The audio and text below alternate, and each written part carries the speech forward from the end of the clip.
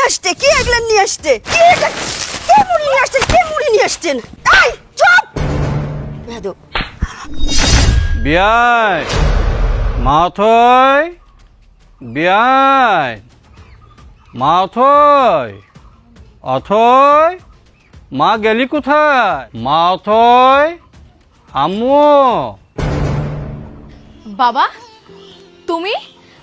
মা দেখে যান, বাবা আসছে। বাবা, বাবা কেমন আছো তুমি? বাবা আছি মা, ভালো আছি। তুই কেমন আছিস মা? আমি ভালো আছি। হ্যাঁ। চলো ভিতরে চলো। এই নে, এগুলো ধর তো মা। আচ্ছা আচ্ছা চলো। এই দাঁড়ান, কেন আসছেন এখানে? দেখতে আসছেন মেয়ে বেঁচে আছে না মরে গেছে? হ্যাঁ, আর কি নিয়ে আসছেন এগুলান? দেখি কি নিয়ে আসছে এগুলান। বিয়েন, আপনি এভাবে কথা বলছেন কেন? আমার মেয়ের বাড়িতে আমি আসবো না? আপনি আসবেন কিনা সেটা পরের কথা, দেখবো আগে এগুলান কি নিয়ে আসছেন দেখি। আরে ছাড়ো না, দাও। ছাড়ো। মুরগি, এই মুরগি আমি খাই, এই মুরগি আমি খাই। আর এগুলান কি আনছে? এই এগুলো আমি খাই, এই সাবান আমি গায়ে দেই। ছি, কি নিয়ে আসছে?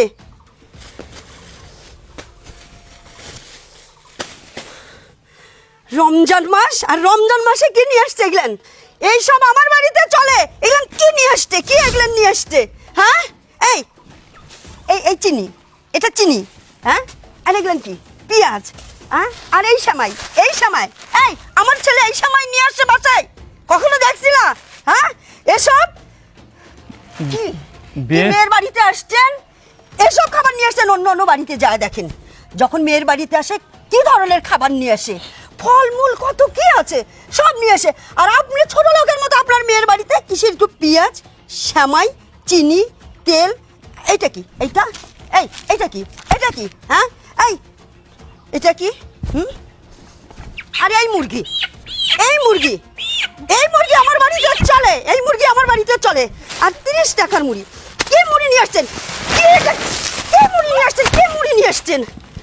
হ্যাঁ, দেখুন বিয়েন সাহেব, চুপ করেন, কোনো কথা শুনতেছি না। বের হয়ে যান আমার বাড়ি থেকে, এই মুহূর্তে বের হয়ে যান। রমজান মাসে ভালো কিছু খাবার নিয়ে আসবে, না নিয়ে এসে এগুলো নিয়ে আসছে। বের হয়ে যান। বৌমা তুমি ভিতরে আসো। মা, মা দাঁড়ান মা। কি কি হয়েছে? কি হয়েছে? আপনি এটা কি করলেন? কি করলেন আপনি এটা? সেই জবাব তোমাকে দিতে হবে নাকি? হ্যাঁ, আমাকেই দিতে হবে। আপনি কি কেন? করলেন? কেন মানে? আপনি আমার সঙ্গে কি করেন করেন, আজকে আপনি আমার বাবার সঙ্গে এটা কি করলেন বলেন? এই চুপ বেয়াদব। এত বড় সাহস তোমার গালে হাত দেওয়া! আমার ছেলে। আর একটা কথা বলবেন না, আর যদি একটা কথা বলেন আপনার অবস্থা খারাপ করে দিব। আপনি কেমন মা? হ্যাঁ, আপনি কেমন শাশুড়ি? আমার সঙ্গে যা করেন করেন, আমি সব সহ্য করে নেই। আজকে আমার বাবা অনেকদিন পর আমার বাড়িতে আসছে, আপনি তার সঙ্গে কি করলেন? আর একবার কথা বললে আমি আপনার গায়ে আবার হাত তুলবো, কিন্তু বলে দিচ্ছি। এই শিক্ষা দিয়েছেন তোকে? মুরব্বীদের সঙ্গে কিভাবে কথা বলতে হয় এটা তোর জানা নেই? বাবা, তুমি আমাকে মারো, কাটো, আর যাই করো, কিন্তু আজকে আমি এটা সহ্য করব না। উনি আমার সঙ্গে আর যাই করো, কিন্তু তোমাকে আজকে অপমান করেছে, আমি মেয়ে হয়ে সেটা মেনে নিতে পারবো না বাবা, আমি পারবো না।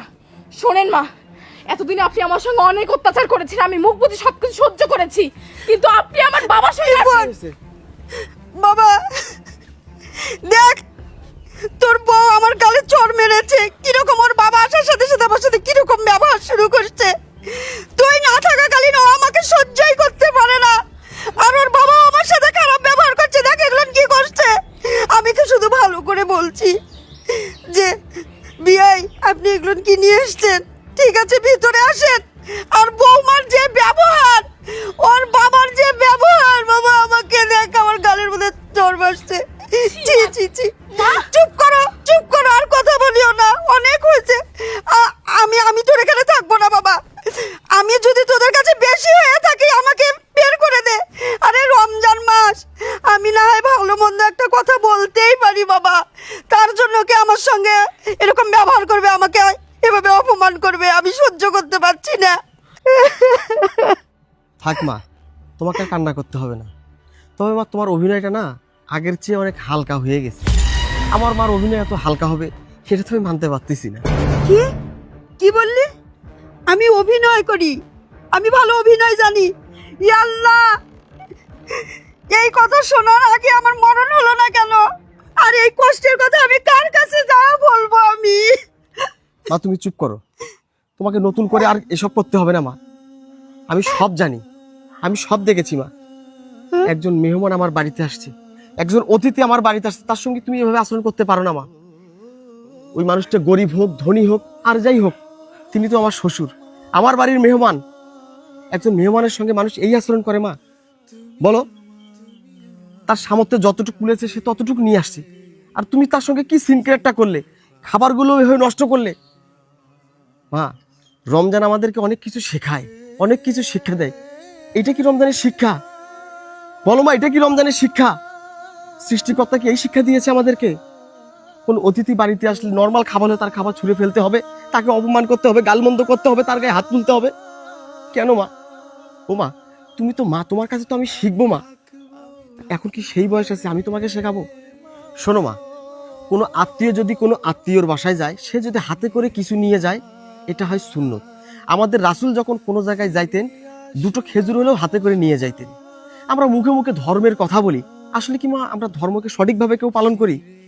বলো মা, এই যে তুমি সব জায়গায় মানুষকে জ্ঞান দাও, ধর্ম নিয়ে কথা বলো, তুমি নিজে কতটুকু ধর্ম পালন করো? মাগো, তোমাকে শাসন করার মতো ক্ষমতা আমার নেই, কারণ তুমি মা। ওই আল্লাহ তাআলার পরে মায়ের পায়ের নিচে সন্তানের বেহেশত। সে মাকে তো শাসন করা, জ্ঞান দেওয়ার মতো ক্ষমতা আল্লাহ তাআলা আমাকে দেয় নাই। কিন্তু মা, তোমার একটু বোঝা দরকার মা, তোমারও শিক্ষা নেওয়া দরকার। এই রমজান মাসে আমরা শিখবো, আর এই শিক্ষা নিয়ে আমরা সারা বছর চলবো। বাবা, মায়ের পক্ষ থেকে আমি আপনার কাছে ক্ষমা চাচ্ছি। আমি জানি আমার মা আপনার সঙ্গে অনেক বড় অন্যায় করেছি, আপনাকে অপমান করেছি, তাই আপনি পারলে ক্ষমা করে দিয়েন। আর আমিও চাই আপনার এই বাসায় কখনো আসবেন না। এতে যদি আপনার মেয়ে আমার সঙ্গে থাকবে, না হলে ও চলে যেতে পারে। আমি মায়ের কথায় বউকে আর বউয়ের কথায় মাকে কাউকেই ছাড়তে পারবো না। আমি এই দোটানার মধ্যে থাকতে চাই না। আপনারা একটা সিদ্ধান্ত নিয়ে আমাকে জানান আমি কি করব। জীবন, তুমি যে আজকে তোমার মায়ের রূপটা দেখতে পেয়েছো, এটাই আমার কাছে অনেক। কারণ তুমি জানো না, তোমার মা আমার সাথে দিনের পর দিন অত্যাচার করেছে, আমি তোমাকে মুখ ফুটে বলতে পারিনি। যদি তুমি বিশ্বাস না করো, আজকে তুমি যে দেখেছো, প্রমাণ পেয়েছে তো। যাই হোক, শোনো না, আমিও ভুল করেছি, আমিও মায়ের গায়ে হাত তুলেছি, তুমি আমাকে ক্ষমা করে দাও। বাবা, আমি আমার ভুল বুঝতে পেরেছি। বিয়াই, আমাকে ক্ষমা করে দেন, আমি অনেক বড় ভুল করেছি। ঠিক আছে বিয়ান, ঠিক আছে, বাদ দেন। মাথই, তুই তাহলে থাক, আমি চলে যাচ্ছি। দাঁড়ান বিয়াই, অথই তোমার বাবাকে থামাও। আপনি যদি চলে যান এই বাড়ি থেকে, আমার দুই চোখ যেদিকে যায় আমি চলে যাব। বাবা, তুই তোর শ্বশুরকে আটকা। বাবা, বাবা দাঁড়াও। মা, মা আপনি আমাকে ক্ষমা করে দেন না বৌমা, আমি তোমাকে ক্ষমা আপনি করে আমাকে দিচ্ছি। ক্ষমা করে ওঠো দেন, বৌমা, আমি তোমাকে ক্ষমা করে দিচ্ছি। শোনো বাবা, তোর শ্বশুরকে তুই নিয়ে যা, ভিতরে যাও বৌমা, নিয়ে যাও, যাও। তুমি বাবাকে নিয়ে ভিতরে যাও। চলো। আরে মা, থাকে এগুলো তোমার তোলার দরকার নেই। আমি বাজারে যাব, আমি তোমাদের জন্য ভালো ভালো কিছু খাবার নিয়ে আসবো। তোমরা দুইজন যদি এভাবে মিলেমিশে থাকো, ভালোভাবে থাকো, তাহলে তো আমার আর কোনো চিন্তা থাকে না মা। আমার হয়তো ভালো বাড়ি নাই, তাতে কি মামা, আমার তো ভালো ইনকাম আছে, আমি তো ভালো আয় করি। আমার মতো 2-4 গ্রামে কে আছে মা? শুধু তোমরা দুইজন অশান্তি করো না, তাহলে সব কিছু ভালো থাকবে মা। তোমরা অশান্তি করলে আমি বাইরে কাজ করেও শান্তি পাই না। সব সময় মাথার মধ্যে একটা টেনশন থাকে, একটা চাপ থাকে মা। আজকের পর থেকে এসব করো না মা। ওকে তুমি তোমার নিজের মেয়ের মতো করে দেখো না মা, ও তো তোমাকে অনেক ভালোবাসে, অনেক সম্মান করে। ঠিক আছে মা, তুমিও ভিতরে যাও, আমি বাজারে যাচ্ছি, আমি বাজার করে নিয়ে আসতেছি। ঠিক আছে বাবা, যাও যাও, তাড়াতাড়ি আসিস বাবা। বাংলাদেশে এমনও পরিবার আছে যারা শ্বশুরবাড়ির অনুদান না পেলে রমজানের ইফতার করতে পারে না। আল্লাহ সবাইকে হেফাজত করুক এবং এই ভিডিও থেকেই শিক্ষা গ্রহণ করি।